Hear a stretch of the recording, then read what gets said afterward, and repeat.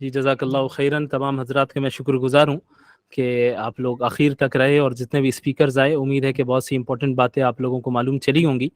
اور ابھی مولانا ابو زید صاحب نے خصوصاً قرآن کی اہمیت پہ بیان کیا ہے، اور قرآن اور رمضان کے درمیان کیا تعلق ہے اور کیسے ہمیں پریکٹیکلی اس کو پڑھنا ہے اور مکمل کرنا ہے. اسی کو تھوڑا اور آسان کرنے کے لیے میں یہاں پر آپ کے سامنے اسکرین پہ ایک چیز شیئر کر رہا ہوں. ممکن ہے کہ یہ نظر آ رہی ہوگی، یہ ilmfeed.com سے اسے لیا گیا ہے. اس میں انہوں نے پریکٹیکل اسٹیپس لکھ دیے ہیں کہ کس طریقے سے آپ قرآن کو کمپلیٹ کر سکتے ہیں پورے رمضان میں. فار ایگزامپل، پورے قرآن میں کسی کو ایک مکمل کرنا ہے تو وہ 5 نمازوں میں پہلے یا بعد میں اپنی کنوینئنس کے حساب سے 4 پیج اگر پڑھے تو اس طریقے سے پورے مہینے اگر وہ اپنا معمول بنا لے کہ ہر فرض نماز کے بعد یا ہر فرض نماز سے پہلے اپنی کنوینئنس کے حساب سے 4 پیج میں پڑھوں گا، تو اس طریقے سے ہوگا کیا؟ یہ ہوگا کہ آپ روزانہ ایک پارہ مکمل کر لیں گے. اور 4 پیج پڑھنا جو ہے، جی ہاں، 15 لائن والے مصحف کے حساب سے کریں گے تو اسی کے حساب سے ہے یہ حفظ والا جو مصحف ہوتا ہے. تو اس میں کیا ہوگا کہ آسانی کے ساتھ کمپلیٹ کر لیں گے. جو قرآن نہیں پڑھنے کا بھی عادی ہے، یعنی قرآن پڑھنے کا عادی نہیں ہے، وہ بھی 4 پیج تو ایک بیٹھک میں آرام سے پڑھ سکتا ہے، کوئی یہ بہت بڑا مسئلہ نہیں ہے. اور اٹک اٹک کے اگر کوئی پڑھتا ہے تو اس کے لیے دوہرا ثواب ہے، لیکن اس کا یہ مطلب نہیں کہ آپ زندگی بھر اٹک اٹک کے ہی پڑھیں. آپ اگر اٹک کے پڑھتے ہیں تو بغیر اٹکے پڑھنا سیکھتے رہنا ہے. اور سیکھنے کے درمیان جو پروسیس ہے، اس پروسیس کے درمیان اگر آپ اٹک اٹک کے پڑھ رہے ہیں اور آپ ابھی کوشش کر رہے ہیں ٹھیک کرنے کی، تو پھر جو ہے آپ کو یہ ثواب ملے گا جو مولانا نے بیان کیا. اس کے بعد جو 2 مکمل کرنا چاہتا ہے، جو اٹک اٹک کے نہیں بلکہ اور اچھے سے پڑھ لیتے ہیں، تو ایسی صورت میں کیا ہے کہ وہ روزانہ 8 جو ہے صفحات ہر نماز کے بعد یا ہر نماز کے پہلے پڑھنے کی کوشش کرے. اس طریقے سے روزانہ 2 جز آپ کمپلیٹ کر لیں گے، اور 15 دن میں ایک قرآن مکمل ہوگا. پھر اس کے اگلے 15 دن میں دوسرا قرآن مکمل ہو جائے گا. اور کوئی اس سے زیادہ پڑھ سکتا ہے تو ہر نماز سے پہلے 12 صفحات پڑھیں، اور 12 صفحات پڑھنا کوئی بڑا مسئلہ نہیں ہے. خصوصاً جو قرآن پورے سال پڑھنے کے عادی ہیں وہ تو آرام سے مطلب 10 سے 20 منٹ کے اندر اندر جو ہے آپ 12 صفحات پڑھ سکتے ہیں، امپورٹنٹ تجوید کا خیال رکھتے ہوئے. کوئی اور زیادہ کرنا چاہتا ہے، 4 کمپلیشن کرنا چاہتا ہے، تو وہ 16 صفحات پڑھے. یعنی ہر نماز سے پہلے ایک پارہ، ہر نماز سے پہلے یا بعد ایک پارہ بھی نہیں پڑھنا ہے آپ کو، صرف 16 پیج پڑھنا ہے. ایک بیٹھک میں صرف 16 پیج، 20 صفحات میں جو ہے ایک پارہ ایک جز ہوتا ہے. تو اس سے کیا ہوگا؟ اس سے ہوگا یہ کہ جو ہے آپ رمضان میں 4 کمپلیشن کر سکتے ہیں. ٹھیک ہے. کسی نے سوال کیا کہ بغیر آواز کے پڑھنا کیسا ہے؟ بغیر آواز کے بھی پڑھ سکتے ہیں، البتہ تلاوت کہتے ہیں جس میں آپ کی زبان اور آپ کے ہونٹ ہل رہے ہوں. اب اگر بغیر آواز کا مطلب یہ ہے کہ دل میں پڑھنا، تو وہ تلاوت نہیں ہے. تلاوت میں کم از کم ہونٹ اور زبان آپ کے ہلنے چاہیے، چاہے آپ بلند آواز سے پڑھ رہے ہوں یا آہستہ پڑھ رہے ہوں. تو یہ ایک طریقہ انشاءاللہ اس ایمیج کو گروپ میں شیئر کر دیا جائے گا تاکہ آپ لوگوں کے لیے آسانی ہو. بعض لوگوں نے چند سوالات کیے ہیں، ہر ایک سوال کا جواب نہیں دیا جا سکتا. اور جو میڈیکل سے ریلیٹڈ جو سوالات کیے گئے ہیں اس کا جواب ڈاکٹر مشارم سعید نے میسج باکس میں کمنٹ کی جگہ پہ دیا ہے. جنہوں نے کیا ہے اسے دیکھ لیں. اب کسی نے سوال کیا ہے کہ یونیورسٹی اسٹوڈنٹس کے بارے میں بتائیے کہ اکیڈمک اسٹڈیز اور قرآن کے درمیان جو ہے وہ کس طریقے سے ان ایشوز کو جو ایڈریس کریں اور فالو کریں اور بیلنس کریں، شاید یہ مراد ہے ان کی. تو دیکھیں، ظاہر ہے جو اسٹوڈنٹس ہیں ان کو اپنی جو اکیڈمک اسٹڈیز ہیں، کالج میں ہو اسکول میں ہو، اس کا بھی خیال رکھنا ہے.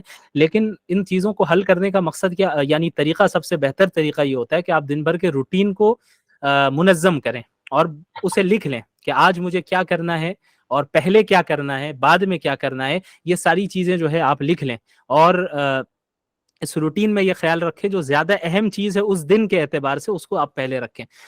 لوگوں کو ایسا محسوس ہوتا ہے، ہم لوگوں کو ایسا محسوس ہوتا ہے کہ بہت سارے کام ہیں ہمارے پاس کرنے کے لیے، کیا کیا کرے سمجھ میں نہیں آ رہا ہے.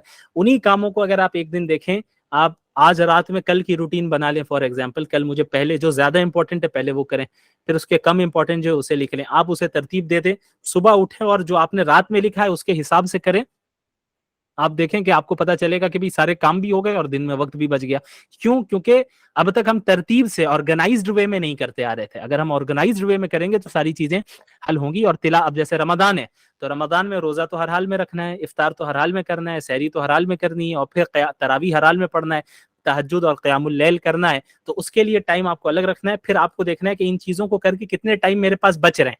अब उस टाइम में आपको नींद भी पूरी करनी है और जो दीगर दुनियावी काम है उसको भी देखना है। अब उसको आप मुरत्तब कीजिए, जो ज़्यादा अहम हो उसको पहले ज़िक्र करें। ठीक है, सोशल मीडिया एडिक्शन के ताल्लुक से भी यही है कि आप अपने आप को और अपने मोबाइल को मॉनिटर करें, देखें कि आप दिन भर में कितना वक्त लगाते हैं। और ये जो हमारे यहाँ हर तकरीबन सभी इसमें मुब्तला हैं सोशल मीडिया के एडिक्शन में, बल्कि मोबाइल के एडिक्शन में। नींद भी आ रही होती है फिर भी चलाए जा रहे होते हैं, बस एक एडिक्टेड हो चुके हैं। नींद आ रही है, सो सकते हैं, लेकिन फिर भी मोबाइल चला रहे हैं। इसका हल ये है कि आप जब आपको सोना हो, आपने अज़्म किया है मुझे 11 बजे सोना है, 12 बजे सोना है, तो 1 से 1.5 घंटे पहले, 2 घंटे पहले आप मोबाइल को बंद करके साइड में रख दें, अलमारी में डाल दें। टेंशन ना लें कि अब क्या करना है क्या नहीं करना है। अब आपको अगले दिन देखना है, दिन भर का आपका रूटीन पूरा। अब जब आपने 1-1.5 घंटा मोबाइल से अपने आप को दूर रखा है तो खुद ब खुद आपको 1-1.5 घंटे में अच्छी नींद आने लगेगी। इस तरीके से अपने आप को आप सोशल मीडिया से दूर यानी लिमिट में रख सकते हैं। दूसरी चीज़, ये तो खुसूसन रात के वक्त हुआ, दूसरी चीज़ अपने आप को फिजिकल एक्टिविटी में लगाइए। फजूल बैठे ना रहिए, फजूल बैठेंगे तो इन चीज़ों में ज़्यादा रहेंगे। जो फिजिकल एक्टिविटी में ज़्यादा रहता है उसको इतना टाइम नहीं रहता है सोशल मीडिया पे बहुत ज़्यादा एक्टिव रहने का। तरावी 8 या 20 इसके मुतालिक मैंने शुरू में बयान कर दिया। दुआ में याद रखिए, आप भी याद रखिए। How to complete the whole recitation of Quran, ये भी मैंने टेम्पलेट के जरिए जो है दिखा दिया है। एतिकाफ के बारे में बताइए, आखिर 10 दिन का एतिकाफ के रिलेटेड कल है टॉपिक, ठीक है। तो वो जनाब मौलाना उनैस नदवी साहब हैं, बहुत अच्छे स्पीकर हैं माशाल्लाह, और सोशल मीडिया पे एक्टिव भी रहते हैं, वो आएंगे।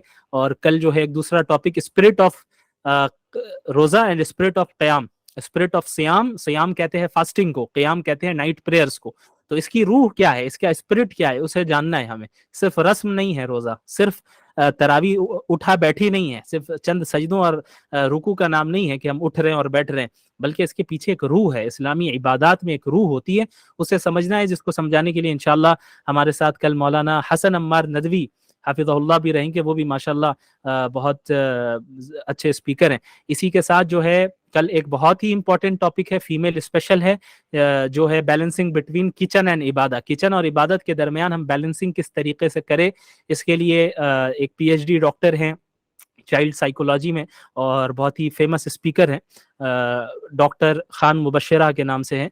वो इंशाल्लाह कल तशरीफ़ लाएंगी और उम्मीद करता हूं कि कल का दिन आज के मुकाबले में और ज़्यादा मुफीद साबित होगा आप लोगों के लिए। एक ने पूछा है कि शो ऑफ की अगर नीयत हो जाए तो उसको क्या किया जाए, फ़ौरन इस्तिग़फ़ार पढ़ें। जी हाँ, फ़ौरन इस्तिग़फ़ार पढ़ें, औज़ु बिल्लाहि मिनश शैतानिर रजीम पढ़ें और अपनी नीयत को उसी वक्त दुरुस्त करें। अगर अच्छा काम करने जा रहे हो तो इसकी वजह से काम को ना रोकें।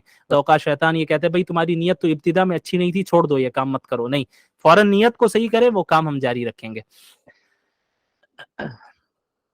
ठीक है, क्या मुकम्मल ज़कात रमज़ान में अदा न कर सके तो क्या पकड़ होगी? देखिए, ये याद रखिए कि ज़कात का रमज़ान से कोई ताल्लुक़ नहीं है। ये हमारे माशरे में चल पड़ा है कि रमज़ान में ही ज़कात अदा करते हैं। ज़कात जब आप पर अदायगी उसकी वाजिब हो जाएगी, चाहे मुहर्रम में हो, सफ़र में हो, रबीउल अव्वल में हो, या रमज़ान में हो, या गैर रमज़ान में हो, आपको उसी वक्त निकालना है। ये तो हमारे माशरे में एक चल पड़ा है कि भाई चूंकि रमज़ान में ज़्यादा सदक़ात की ज़्यादा फ़जीलत है और नेकियों की का सवाब ज़्यादा मिलता है, इसलिए लोग रमज़ान में निकालते हैं, जो कि अच्छी चीज़ है, निकाल सकते हैं। अलबत्ता अगर रमज़ान से पहले आप पर उसकी अदायगी वाजिब है तो उस पहले ही आप निकालें, उसमें डिले ना करें। क्या पता कि जो है रमज़ान से पहले मौत हो जाए, तो अब क्या होगा कि आपने उस फ़र्ज़ को डिले किया, वो फ़र्ज़ रह जाएगा। इसलिए रमज़ान का ज़कात से कोई ताल्लुक़ नहीं है, और अगर ज़कात आप अदा करते हैं रमज़ान में, वो भी जायज़ है, बिल्कुल अच्छी चीज़ है, कर सकते हैं। और ज़कात के अलावा आम नफली सदक़ात व खैरात का भी एहतमाम कीजिए।